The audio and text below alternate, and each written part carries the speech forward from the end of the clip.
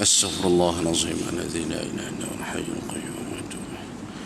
أستغفر الله العظيم الذي لا إله إلا هو الحي القيوم وأتوب إليه. أستغفر الله العظيم الذي لا إله إلا هو الحي القيوم وأتوب إليه. النبي الكريم وعلى آله وأصحابه الكرام وعلى أرواح والدينا ومشايخنا المعلمين وأستاذنا ولجميع من المسلمين والمسلمات والمؤمنين من شأن الله لهم الفاتحة. أعوذ بالله من الشيطان الرجيم. بسم الله الرحمن الرحيم. الحمد لله رب العالمين الرحمن الرحيم مالك يوم الدين إياك نعبد وإياك نستعين اهدنا الصراط المستقيم صراط الذين أنعمت عليهم غير المغضوب عليهم ولا الضالين آمين. السلام عليكم ورحمة الله وبركاته. الحمد لله الذي أرسل رسوله بالهدى ودين الحق ليظهره على الدين كله وكفى بالله شهيدا. أشهد أن لا إله إلا الله وحده لا شريك له وأشهد أن سيدنا محمدا عبده ونبيه ورسوله. اللهم صل وسلم وبارك على سيدنا محمد وعلى آله وأصحابه ومن دعا بدعوته ومن تبعهم بإحسان إلى يوم الدين. سبحانك لا علم لنا إلا ما علمتنا إنك أنت العليم الحكيم. اللهم رب اشرح لي صدري ويسر لي أمري واحلل عقدة من لساني يفقه قولي.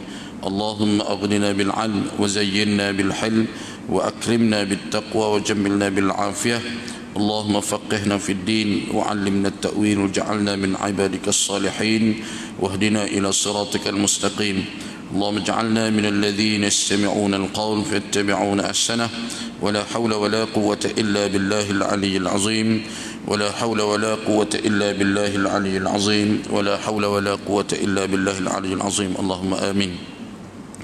وقال الله تعالى في كتاب العزيز وهو أصدق القائلين بعد أعوذ بالله من الشيطان الرجيم. وما كان المؤمنون لينفروا كافة فلولا نفر من كل فرقة منهم طائفة ليتفقهوا في الدين ولينذروا قومهم إذا رجعوا إليهم لعلهم يحذرون. صدق الله العظيم. Dan tidaklah betul dan elok orang-orang yang beriman keluar semuanya pergi berperang. Oleh itu hendaklah keluar sebahagian sahaja dari tiap-tiap puak di antara mereka supaya orang-orang yang tinggal itu mempelajari secara mendalam ilmu yang dituntut di dalam agama dan supaya mereka dapat mengajar kaumnya yang keluar berjuang apabila orang-orang itu kembali kepada mereka. Mudah-mudahan mereka dapat berjaga-jaga dari melakukan larangan Allah Subhanahu wa taala. Surah At-Taubah ayat 122. Alhamdulillah, yang pertama kita panjatkan syukur pada Allah Subhanahu wa taala. Kita diberikan kekuatan, kesempatan, kelapangan masa dan kita diberikan taufik dan hidayah oleh Allah Subhanahu wa taala untuk terus menjadikan agama Allah Subhanahu wa taala ini sebagai pegangan dalam kehidupan kita.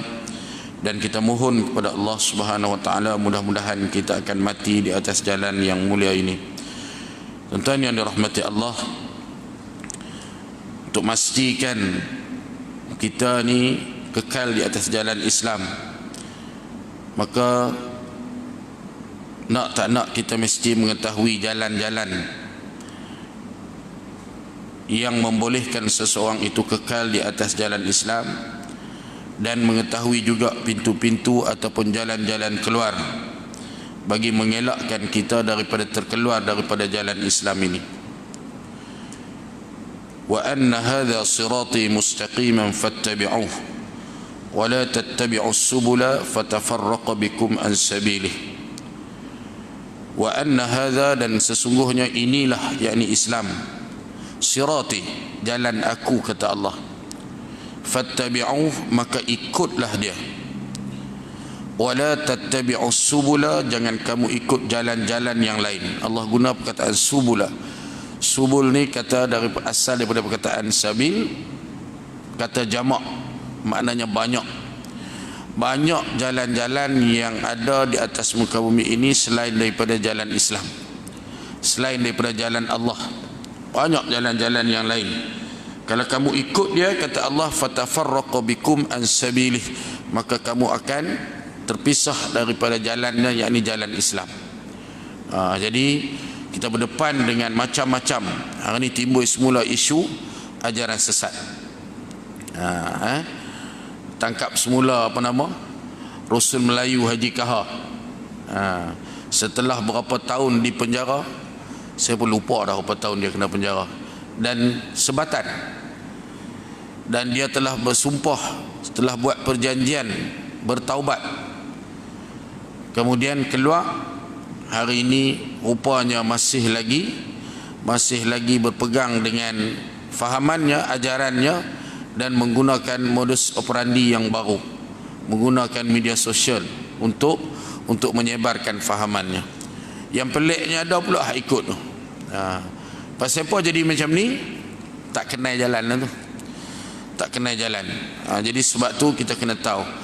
Kita tidak menafikan kepentingan kita mengetahui tentang asas-asas menjadi seorang mukmin. Kita pun ada belajar dalam kuliah kita tentang asas-asas orang Islam ni kan. Mengenali Allah, mengenali sifat Allah. Ini penting. Dan dalam masa yang sama kita juga kena tahu, kita berdepan dengan macam-macam ujian atas kehidupan ni, dan ujian yang paling utama sekali ujian ke atas akidah, ujian ke atas iman. Hasiban nasu an yutraku an yaqulu amanna wa hum la yuftanun wa laqad fatanna alladhina min qablihim fala ya'lamanna Allahu alladhina sadaqu wa la ya'lamanna al-kadhibin. Adakah manusia berkira-kira cukup sekadar dia berkata amanna, kami telah beriman, wa hum la yuftanun, sedangkan mereka tidak diuji iman mereka. Sesungguhnya Allah telah menguji iman umat-umat yang terdahulu daripada kamu, dan dengan ujian itu diketahuilah Allah siapa yang benar-benar beriman dan siapa yang pembohong. Jadi kita akan diuji iman kita ini. Jadi sebagai jalan untuk kita berhadapan dengan ujian-ujian ini, nak pastikan kita terus berada di atas jalan Allah, maka kita kena ketahui juga jalan-jalan keluar yang boleh menyebabkan seseorang itu terkeluar daripada Islam. Penting ilmu pengetahuan ni, di mana ayat yang kita bacakan tadi dalam solat kita baca, kemudian saya baca balik surah At-Taubah ayat 122. Allah kata tak betul kalau semua sekali pergi berperang. Naklah ada di kalangan orang yang beriman, sebahagian daripadanya pergi belajar. Supaya apa? Supaya mereka memahami agama dan dapat memberi peringatan kepada orang-orang hak pergi berjuang tadi. Bila mereka balik, boleh bagi peringatan kepada mereka. Maknanya penting kita mengetahui terutamanya jalan-jalan agama ini, supaya kita tak tersesat jalan. Baik, hari itu kita dah sebut pada kaedah umum yang menjadikan seorang mukmin kafir. Kaedah umum, habis kat itu kan, kaedah umum tu. Dalam kaedah umum tu disebut kata-kata Imam At-Tahawi berkaitan dengan apa yang dikatakan bila masa yang dikatakan seorang itu beriman dan seorang itu kufur. Dia sebut apa? Dan kita menamakan ahli qiblah itu dengan nama muslim yang mukmin selama mana mereka mengaku dengan ajaran yang dibawa oleh Nabi Muhammad sallallahu alaihi wasallam, dan selama mana mereka membenarkan apa yang baginda sallallahu alaihi wasallam berkata dan mencerita.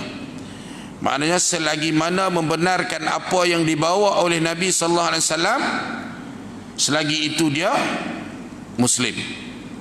Ni dah masuk Islam ni. Itu dah bicara tentang masuk Islam. Dan selama mana mereka membenarkan apa yang baginda berkata dan mencerita. Maknanya tak boleh sama sekali bila sebut selama mana ni, maknanya sampai bila-bila tak boleh sama sekali kita mendustakan apa yang dibawa oleh Nabi sallallahu alaihi wasallam. Tak kiralah apa jenis hak Nabi bawa. Dan kita tidak mengkufurkan seorang pun dari ahli qiblah kita dengan sebab dosanya.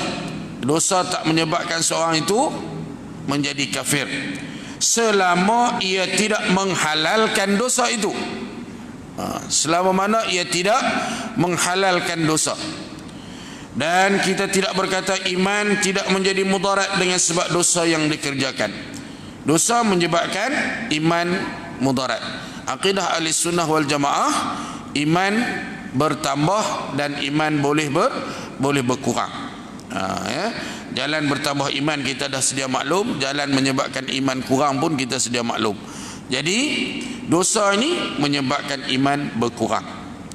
Dan seseorang hamba tidak terkeluar dari iman kecuali dengan sebab mengingkari barang yang menjadikannya mukmin. Ini asas dia. Yang akhir ni. Dan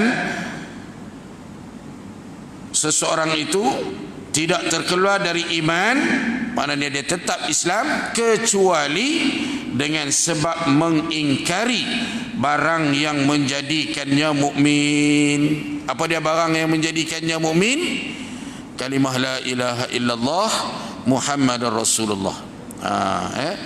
Kalau dia ingkar dengan tuntutan la ilaha illallah Muhammadar Rasulullah, maka dia terkeluar daripada batas-batas iman. Ini asas dia ni. Jadi sebab tu jalan masuk kita tahu, jalan keluar pun berkaitan dengan itu juga. Lalu penjelasannya, Allah Ta'ala telah menetapkan bagi al-iman dan al-islam pintu masuk. Allah dah tetapkan. Man qala la ilaha illallah Muhammadar Rasulullah dakhala al-jannah. Ini ketetapan. Maknanya iman ini orang yang mengucapkan la ilaha illallah Muhammadar Rasulullah. Jalan masuknya itu, pintu dan jalan masuk Allah dah tetap. Mengaku dan membenar dengan dua kalimah syahadah. Maka siapa yang memeluk Islam dengan cara ini, ia tidak keluar dari nama Muslim kecuali setelah terkeluar daripadanya perkataan atau amalan atau i'tiqad yang berlawanan dengan pengakuan dan kepercayaannya dengan dua kalimah syahadah terdahulu. Seorang yang mengucap la ilaha illallah Muhammadar Rasulullah, dia tak keluar daripada seorang Muslim. Apapun yang dia buat, dia tak keluar daripada seorang Muslim, kecuali bila terkeluar daripadanya, maknanya dia melakukan sama ada dengan ucapan atau perbuatan atau i'tiqad. Jadi dalam hal ni kita tengok ayat yang digunakan. Ini terjemah daripada bahasa Arab. Kitab-kitab Arab. Au maknanya atau. Atau ni kita sedia maklum. Salah satu. Dia bukan perlu semua. Perkataan atau amalan, yakni perbuatan, atau i'tiqad, yakni keyakinan yang berlawanan dengan pengakuan dan kepercayaannya dengan dua kalimah syahadah dahulu. Apa dia kepercayaan dan pengakuan terhadap dua kalimah syahadah ni? Yang pertama tentang ketuhanan Allah Subhanahu wa taala. Sama ada dari sudut rububiyah Allah, uluhiyah Allah ataupun asma wa sifat Allah. Itu dari sudut uluhiyah, dari sudut ketuhanan Allah. La ilaha illallah, tidak ada Tuhan yang layak disembah illallah, melainkan Allah satu saja. Apa-apa yang bertentangan dengan pengakuan ini boleh menyebabkan seseorang itu terkeluar daripada Islam, sama ada dari sudut rububiyah Allah ataupun uluhiyah Allah atau asma wa sifat Allah. Mensyirikkan, menyamakan Allah dengan yang lain dari sudut rububiyah Allah boleh merosakkan iman. Menyamakan Allah dari sudut uluhiyah Allah pun boleh merosakkan iman. Begitu juga dengan asma, nama-nama dan sifat-sifat Allah Subhanahu Wa Taala. Maka sebab tu kita kena tahu apa dia nama dan sifat Allah, apa dia bukti ketuhanan Allah Subhanahu Wa Taala, apa yang dikatakan uluhiyah Allah, apa yang dikatakan rububiyah Allah Subhanahu Wa Taala. Jangan sama sekali kita mensyirikkan Allah, menyengutukan Allah dari sudut ketuhanannya. Yang kedua, wa asyhadu anna Muhammadar Rasulullah. Kita bersaksi bahawa Nabi Muhammad itu pesuruh Allah. Tak boleh apapun yang bertentangan dengan kerasulan Nabi Muhammad SAW ini, sama ada dari sudut ajaran yang dibawa oleh Nabi atau batang tubuh Nabi SAW itu sendiri. Ajaran yang dibawa oleh Nabi itu Islam. Apa yang Nabi bawa semua kita kena ikut, semua kita kena benarkan. Apa yang Nabi habaq semua kita kena benarkan, sama ada benda tu wajib ataupun benda tu sunat. Apa saja yang Nabi buat semua kita kena benarkan. Nabi tidak melakukan satu pun sebarang kesalahan dengan sengaja. Mana kita kena tahu ini akidah kita. Ini akidah kita. Ataupun pada batang tubuh Nabi sallallahu alaihi wasallam itu sendiri tak boleh kita mengingkari, karena Nabi Muhammad sallallahu alaihi wasallam disebut sebaik-baik makhluk yang ada di atas muka bumi. Kalau kita cacatkan batang tubuh Nabi, tuan-tuan, siapa yang ciptakan Nabi? Allah. Dia menyebut Muhammad ini adalah sebaik-baik makhluk yang ada di atas muka bumi. Jadi maknanya seolah-olah kita mencacatkan apa yang diciptakan oleh Allah Subhanahu wa taala. Batang tubuh Nabi pun tak boleh sentuh dari sudut kerasulan Nabi Muhammad sallallahu alaihi wasallam ni. Saya telah jelaskan bahawa makna syahadah la ilaha illallah ialah mengesahkan Allah pada rububiyahnya, hak milik alam ini, pada nama-namanya, sifat-sifatnya dan perbuatannya. Mengesahkan Allah pada uluhiyahnya, hak beribadah kepadanya, tidak beribadah kepada yang lain.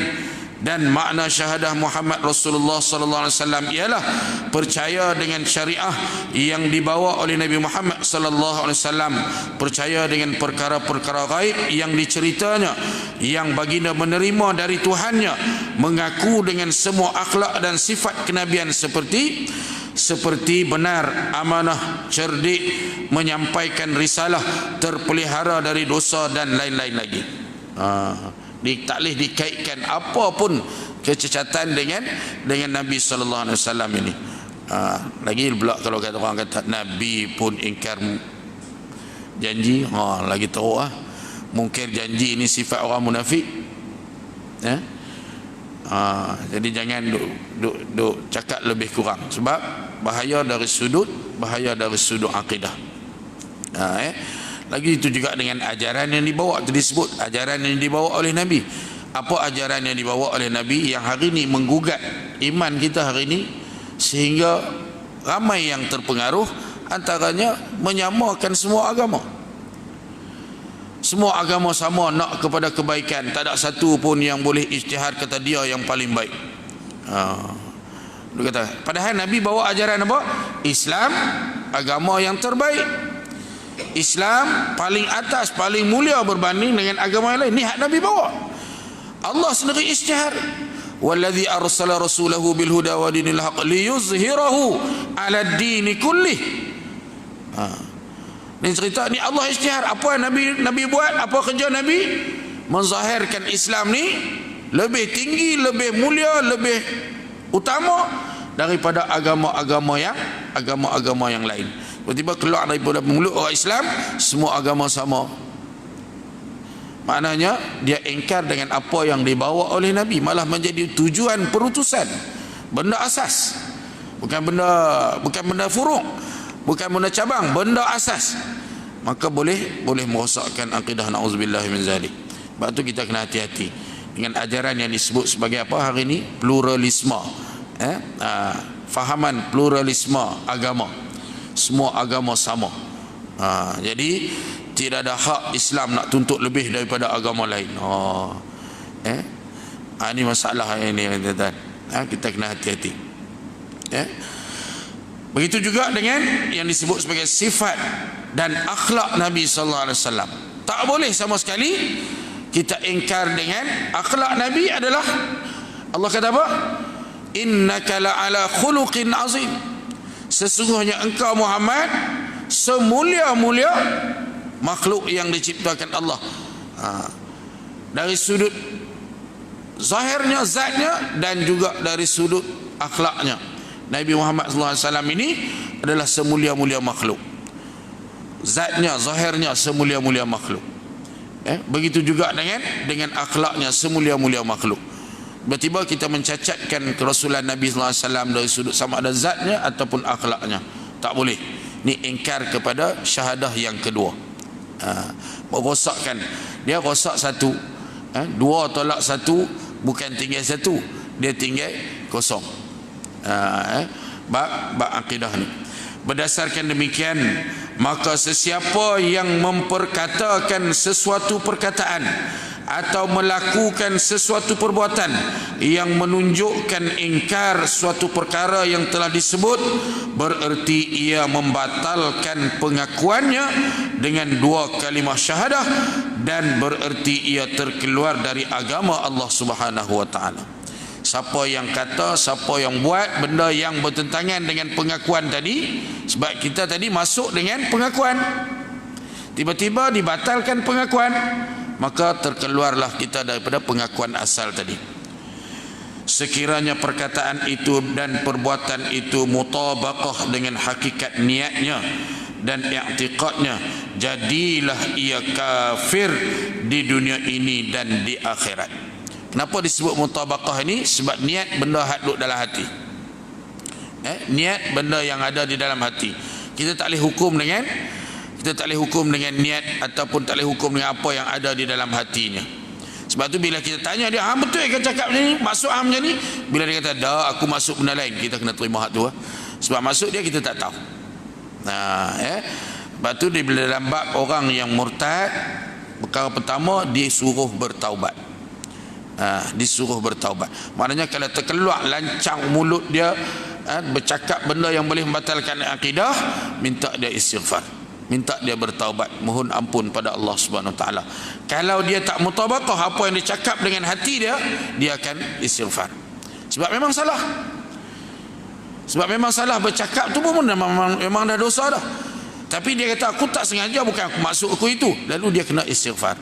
Kalau dia duk pertahan lagi, na'udzubillah min zalik, ucapan yang boleh merosakkan akidah tak boleh bertahan. Sebab salah satu daripada syarat penerimaan taubat ialah mengakui kesalahan.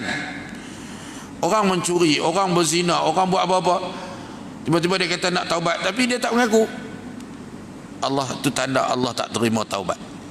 Tanda Allah tak terima taubat. Kita sendiri tahu tentang benda tu. Kita nak cek tengok taubat kita diterima Allah ataupun tak, kita mengaku tak kesalahan yang kita buat. Kalau duk kerja bagi alasan kan, kita tangkap seorang pencuri, tangkap orang yang berkhalwat, tiba-tiba duk bagi alasan, itu maknanya tak bertaubat, tak mengakui. Mengakui syarat utama taubat itu adalah mengakui kesalahan. Jadi apa yang dalam hati kita tak tahu, dia sendiri saja yang tahu. Lalu bila kita diajak dia bertaubat, tak mau taubat, baru pergi langkah yang kedua, hukum bunuh. Maknanya mutabaqah dah dia dengan hati dia. Dia tak mau taubat, dia tak mau menyesal. Sebab tu hukum pada yang zahir saja. Dia tak hukum pada niat. Pada niat dia tak hukum. Islam ni dia tak hukum sebab kita tak tahu apa yang dia niat. Tapi bila boleh hukum, bila suruh taubat pun tak mau, itu maknanya mutabaqah lah dengan hati. Maknanya sah lah. Bila sah tu boleh jatuh hukum. Orang yang buat perbuatan tu pun, dia buat perbuatan yang menyebabkan jatuh kufur, suruh dia taubat dulu. Dia tak mau taubat, dari segi perbuatan tu memang dah jatuh kufur dah. Jadi bila dia tak mau taubat, mutabaqah lah dia dengan hati dia, lalu boleh dijatuhkan hukum ke atas dia dengan hukum hudud, yakni dihukum bunuh orang yang murtad. Maka ia dihukumkan kafir di dunia ini dan ditatbikkan ke atasnya hukum riddah. Bila dah mutabaqah dengan hati dia. Hati ini kita nak tahu mutabaqah tadilah. Itu yang langkah Islam tu suruh taubat tu. Kita tak boleh lah bila orang cakap tu kita terus kata hang kafir, kita terus tak boleh kata macam tu. Minta taubat. Kita bukan bila ada orang walaupun musuh kita, dia bercakap benda yang tak elok, perkara pertama kita kena minta dia taubat. Bukan kita nak menghukum terus, bukan menghukum terus. Cuma kita bagi tahu ini percakapan yang boleh merosakkan akidah. Percakapan yang boleh merosakkan. Tuntut dia bertaubat. Bila dia tak mau bertaubat, maka ditatbikkan ke atasnya hukum kafir dan juga ditatbikkan ke atasnya hukum riddah, yakni hukum bunuh tadi. Iaitu pertamanya diminta taubat, kemudian dibunuh kalau ia tidak bertaubat, dan termasuklah ia ke dalam golongan orang-orang yang dikekalkan di dalam neraka jahanam jika ia mati dalam keadaan demikian. Na'udzubillah min zalik. Jadi tu penjelasan secara daripada kaedah umum tadi. Nanti kita akan jumpa yang lebih khusus. Adapun seorang mukmin, manakala ia berdosa dan memperkatakan sesuatu perkataan atau mengerjakan sesuatu perbuatan yang dianggap oleh syarak suatu maksiat atau penderhakaan kepada Allah, maka itu bukanlah menjadi dalil yang menunjukkan keluarnya dari al-iman. Bila seorang mukmin buat satu dosa, buat satu maksiat, itu bukan bukti, bukan dalil kata dia kufur, kafir. Meskipun ia tidak bertaubat dari dosa itu, meskipun dia tak bertaubat. Sebab itu dosa, akidah Ahlussunnah wal Jamaah, dosa tidak menyebabkan seorang itu jatuh kufur, tapi dosa menyebabkan seorang itu lemah iman. Lemah iman. Sekiranya perkataan atau perbuatannya itu tidak membatalkan dua kalimah syahadahnya atau salah satu daripadanya. Perbuatan yang dia buat tu, dosa yang dia buat tu bukan dosa yang membatalkan akidah, bukan dosa yang membatalkan iman.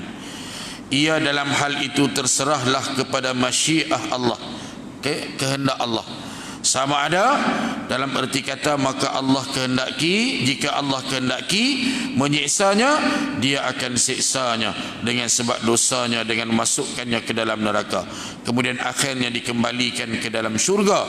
Kerana berdasarkan beberapa hadis sahih yang menunjukkan bahawa akan keluar dari neraka orang-orang yang asi, ini manusia-manusia yang mati sedang di dalam hatinya masih ada iman walau sebesar zarah, akan keluar masuk syurga.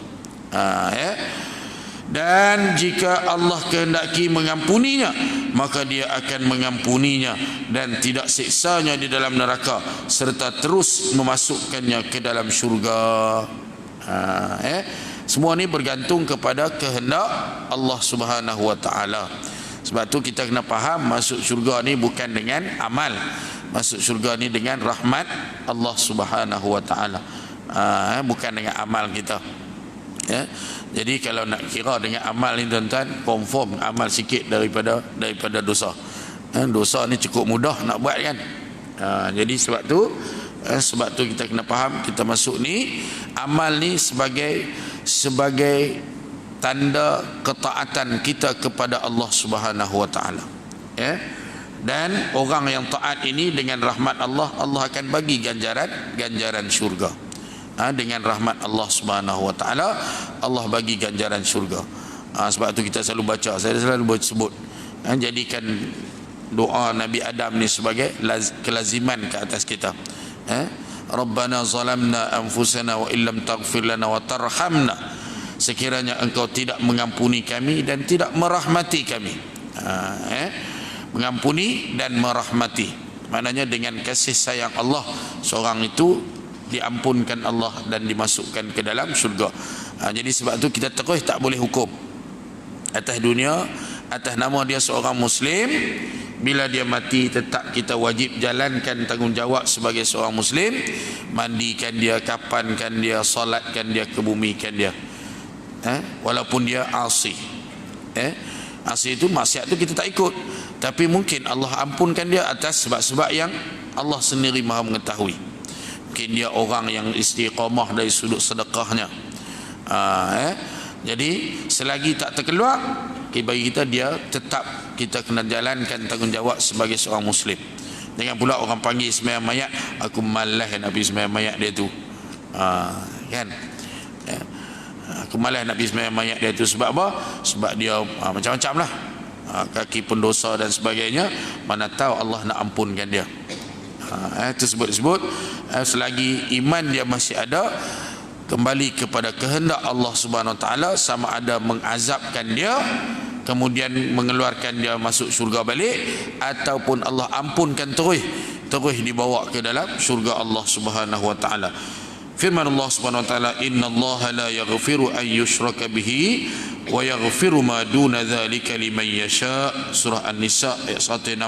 Sesungguhnya Allah tidak mengampuni dosa orang yang mempersekutukan Allah, orang yang mensyirikkan Allah dengan sesuatu, tetapi dia mengampuni dosa-dosa yang lain dari syirik itu bagi siapa yang dikehendakinya. Bagi siapa yang dikehendaki Allah, Allah akan ampunkan dosa dia. Tapi dosa syirik Allah tak ampunkan sama sekali.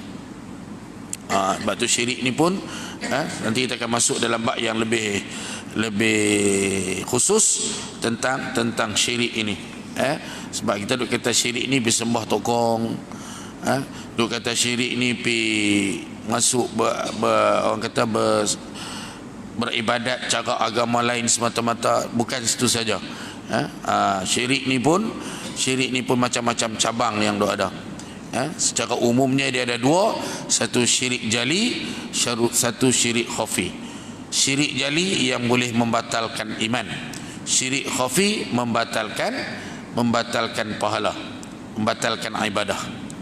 Sembahyang dengan riak batal ibadah kita, pahala kita di sisi Allah tak ada apa-apa. Itu syirik khafi, dia tak sampai membatalkan akidah. Syirik jali, syirik yang terang-terang, dia membatalkan akidah kita. Jadi tuan-tuan, secara umumnya secara umum yang kita bincang ni, bila seorang tu boleh menjadi kafir, yang pertama kita kena faham daripada apa yang kita bincang daripada tajuk ni sebelum kita masuk jenis perkara yang batalkan syahadah tadi. Setiap yang mengucap dua kalimah syahadah dikira muslim. Yang mengucap dua kalimah syahadah dikira muslim. Cuma muslim ni pun ada beberapa jenis. Satu, muslim yang mukmin, yang bertakwa kepada Allah Subhanahu Wa Taala. Dia mengucap, dia beramal, dan dia taat dengan perintah Allah Subhanahu Wa Taala. Mudah-mudahan kita masuk golongan ini. Yang kedua, muslim yang asi, muslim yang fasik, muslim yang melakukan maksiat kepada Allah Subhanahu Wa Taala, tapi dia tetap muslim. Yang ketiga, yang kita atas dunia kita kata dia muslim, tapi hakikat dia bukan muslim. Tapi kita orang, disebabkan kita manusia, kita tak hukum dia sebab kita tak tahu apa yang ada dalam hati dia. Muslim yang munafik. Orang panggil muslim ke? Islam ke? Tapi hakikatnya di sisi Allah Subhanahu Wa Taala dia adalah munafik. Hakikatnya imannya tak diterima Allah. Cuma kita orang awak, kita manusia biasa ni, kita tak tahu sebab benda tu duduk dalam hati. Sebab itulah Islam tuan-tuan, carilah, belajar bila tinggi mana pun, apa hukum ke atas orang munafik. Ada tak hukuman hudud ke atas orang munafik? Tak ada. Sehingga dikatakan ketika anak pada Abdullah bin Ubay minta kat Nabi nak pergi pancung pak dia, Nabi tak bagi. Nabi tak bagi. Sebab apa? Sebab hukum ke atas dia, di atas dunia ni kita hukum yang zahir saja. Kita hukum yang zahir. Yang kedua, perbuatan maksiat tidak menjadikan seseorang itu kafir, tetapi menyebabkan imannya berkurang. Jadi sebab tu kita nak kita dijauhkan daripada perbuatan maksiat supaya iman kita terus bertambah. Ingat, bahaya bila iman berkurang, mai pada satu ujian takut-takut kita gagal. Orang kata okey buat maksiat tak jatuh kafir. Betul, buat maksiat tak jatuh kafir, tapi iman lemah. Bila iman lemah, bahaya dia apa? Mai ujian Allah, takut kita gagal. Takut kita gagal bila mai ujian. Iman lemah, tak ada ujian tak apa lagi.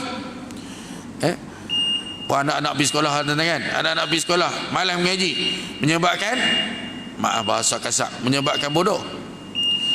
Bodoh tak apa lagi, tapi main periksa. Periksa gagal lah dah. Cakap bodoh tak apa lagi, tak ada periksa. Tapi bila ada periksa, gagal. Yang menyebabkan dia termasuk golongan yang gagal bila ada periksa. Bila ada periksa baru tahu, oh dia ni gagal. Jadi kita takut bila iman lemah menyebabkan kita gagal berhadapan dengan ujian ke atas iman ini. Mai rasul jika lah ni kita duk kata tak apa, jika apa lah depa ni boleh terima. Tapi orang yang lemah iman, dia main dengan macam-macam cara.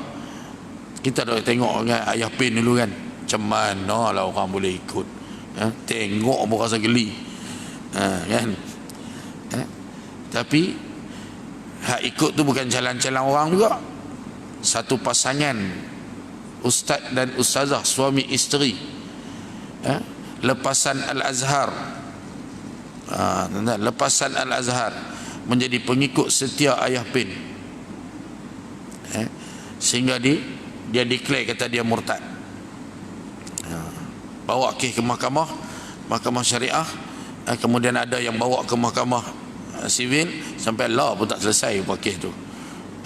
Sepasangan suami isteri, lepasan Al-Azhar.